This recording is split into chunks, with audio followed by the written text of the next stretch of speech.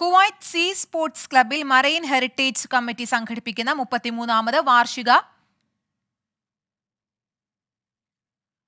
Diving സ്മാരക യാത്രയുടെ ഉദ്ഘാടനം നടന്നു. ഓഗസ്റ്റ് 10 മുതൽ 15 വരെ അമീർ ഷെയ്ഖ് മിഷാൽ അൽ അഹമ്മദ് അൽ ജാബർ അൽ സബാഹിന്റെ രക്ഷാകർത്തത്തിലാണ് പരിപാടി. രാവിലെ 8:30 സാൽമിയയിലെ ക്ലബിന്റെ തീരത്ത് നടന്ന ചടങ്ങിൽ നിരവധി പേർ പങ്കെടുത്തു. പരമ്പരാഗത നാവിക പ്രകടനത്തിന്റെ അകമ്പടിയോടെ ഓണററി പ്ലാറ്റ്ഫോമിന് മുന്നിൽ കപ്പലുകളുടെ ക്യാപ്റ്റന്മാരുടെയും യുവ ഡ്രൈവർമാരുടെയും ഒത്തുചേരൽ ചടങ്ങിൽ നടന്നു. തുടർന്ന് ദേശീയഗാനത്തിന് ശേഷം ഇവന്റിൽ പങ്കെടുക്കുന്നവർ എല്ലാവരോടും യാത്ര പറഞ്ഞ ഡൈവിംഗ് ടിപ്പിനായുള്ള യാത്ര തിരിച്ചു.